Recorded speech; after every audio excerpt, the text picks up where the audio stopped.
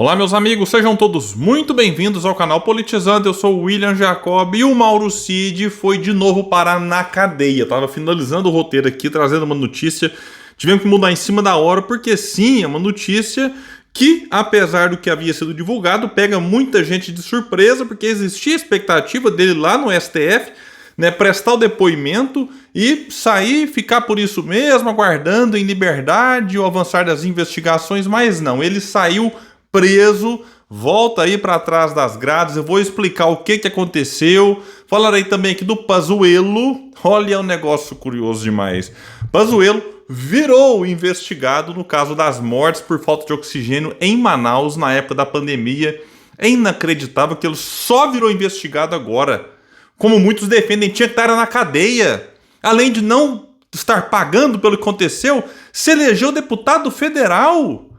Olha, tem coisa que é ainda quase inacreditável, pessoal. Vamos falar sobre isso também aqui no canal, mas antes quero pedir a sua ajuda.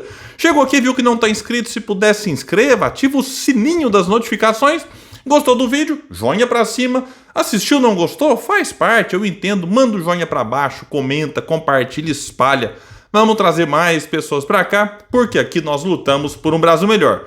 Bom, pessoal, a prisão do Mauro Cid aconteceu, ele agora, né, volta para a cadeia. Eu digo volta porque, para quem já não se lembra, ele ficou um tempo preso, aí aceitou fazer a tal da colaboração premiada, em que um dos benefícios era ele ser liberado e aguardar o julgamento, enfim, em liberdade. Tinha lá algumas regras e tudo mais, mas, né, tava lá. E agora ele foi acusado aí de obstrução de justiça e outras coisas mais, por conta dos áudios vazados, né, e divulgados pela revista Veja.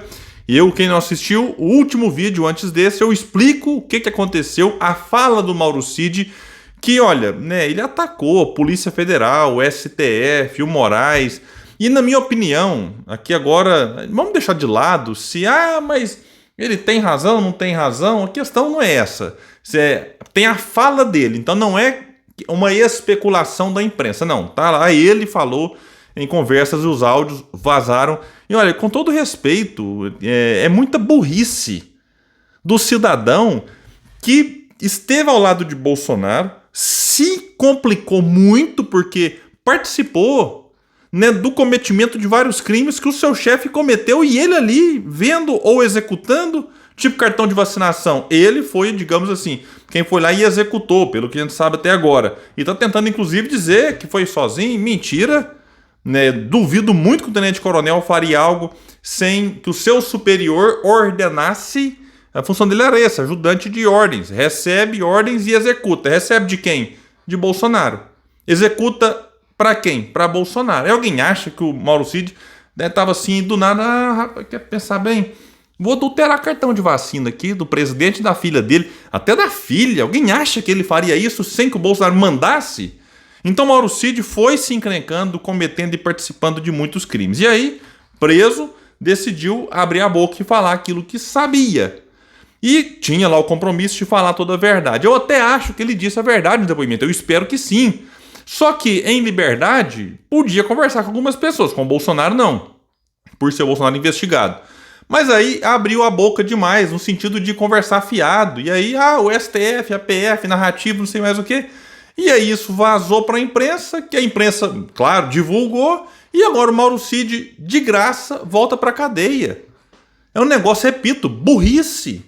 Né? Se fosse um político, no sentido de que, né, tem mais malícia com as coisas, teria cuidado do que eu vou falar, o que eu posso falar, já que ele está no foco ali, né, no centro das atenções, porque a delação dele deu uma reviravolta em muitas investigações. Então o Mauro Cid passou, atenção nele. E de repente vai lá e conversa esse tipo de coisa com alguém que ele confiava. Esse alguém certamente vazou para mais alguém, até que chega na imprensa. É um negócio inacreditável mesmo aqui, o amadorismo, né, ou a inocência, né, no sentido assim de ingenuidade, né, não de que é inocente o Mauro Cid, vocês me entendem. Bom, e aí ele então, depois que vazou isso, foi chamado para depor, né, e ficou lá das 13h05 até 14h30. Então durou quase 1h30 o depoimento dele lá no STF, que informou que após o término da audiência de confirmação dos termos da colaboração premiada, foi cumprido o mandado de prisão preventiva expedido pelo Moraes, contra Mauro Cid por descumprimento das medidas cautelares e por obstrução à justiça. Segundo o Supremo, Cid foi encaminhado ao Instituto de Medicina Legal pela Polícia Federal. E por volta das 13h30 desta sexta, ex-ajudante de ordens do ex-presidente chegou ao STF. Aqui a informação já fala que é um pouco mais ali, né? 13h05, mas isso aqui também é o de menos. A audiência não teve a presença direta do Moraes, pelo que foi dito, ela foi presidida pelo desembargador Ayrton Vieira, que é juiz e instrutor do gabinete de Moraes, além do próprio Mauro Cid, da defesa e um representante da PGR. Aqui vai dizer, né, de que ele disse no áudio que vazou, de que a PF está com a narrativa pronta e que os investigadores não queriam saber a verdade. Então aqui ele ataca a Polícia Federal, o STF, enfim, e aí, né, isso aqui não pegou bem. Inclusive, o integrante da cúpula da Polícia Federal disse: ninguém acusa a Polícia Federal e o STF de crime impunemente. Então, se deu muito, mas muito mal. E quem também está se complicando, na minha opinião, de forma muito atrasada, é o general Pazuello, agora é deputado federal. Meu Deus do céu! Que foi ministro da Saúde do Bolsonaro no auge da pandemia. Lembra do Bolsonaro? Na conversa fiada, quando era presidente, vou colocar gente técnica, quadro técnico, né, nos ministérios e não sei mais o quê. Aí vem a pandemia. Quem estava no ministério? De fato, um médico, o Mandetta, que tentou fazer a coisa certa. Eu divirjo, né, em vários pontos do que o Mandetta pensa, mas vamos ser justos. Durante a pandemia, o Mandetta estava lá, tentando entender qual que era a dinâmica do vírus, né? O que a ciência está falando, tem que usar máscara, vamos usar máscara, vamos dar o exemplo. Opa, vamos aqui usar as coisas que a gente precisa para salvar vidas. Né? E fazia lá a coletiva, orientando o pessoal, não era causando medo, não, porque no começo você tem que ter medo mesmo. Né? Então, naquele começo, o Mandetta teve uma postura muito correta e o Bolsonaro negacionista, tensionando. Depois vem o Taishi, que ficou ali menos de um mês, mas também era médico. Aí depois tem uma polêmica, quem que vai entrar, quem que não vai. Aí vem o Pazuello. Lembra do Bolsonaro então? Técnico, nos ministérios. Pazuello que disse, confessou que não tinha conhecimento de como funcionava o SUS. E vira ministro da Saúde na pandemia, que dizimou no Brasil mais de 700 mil pessoas. A imensa maioria, né, enquanto ele estava à frente do Ministério da Saúde. Mortes que poderiam ser evitadas, diminuídas. Sim, muitos apontam aí que em torno de 300, 400 mil pessoas morreram por culpa do governo Bolsonaro. E aí tem que apurar agora as responsabilidades de forma individual. E quem não se lembra da tragédia no Amazonas, sim, tragédia teve no Brasil inteiro, mas no Amazonas, lá em Manaus, hospitais faltando oxigênio.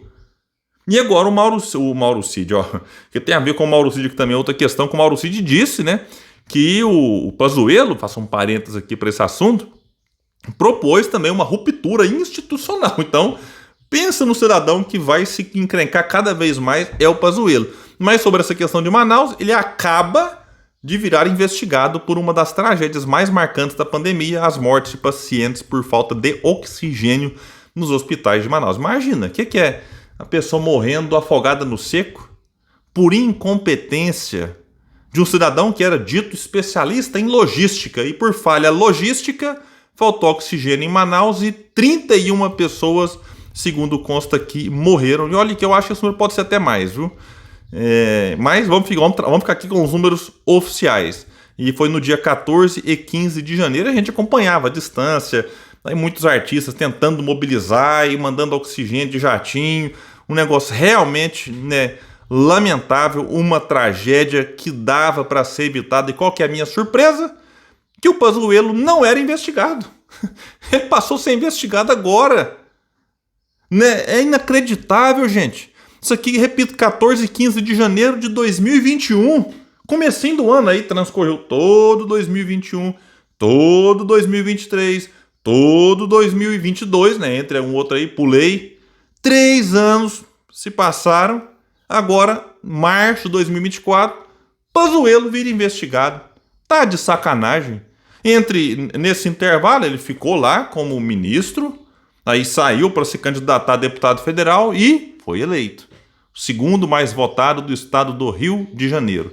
Aí o povo reclama dos políticos, que não sei mais o quê, porque lá na Câmara dos Deputados, mas, né, o Pazuello não caiu de paraquedas. O Pazuello não veio de Marte. De repente veio uma nave de Marte, soltou o Pazuello, caiu lá em Brasília, deputado federal. Não, Pazuello foi eleito. Agora, eleito não quer dizer que ele deva ficar impune em relação aos, vamos chamar de supostos crimes, tem que tomar cuidado com as palavras, né?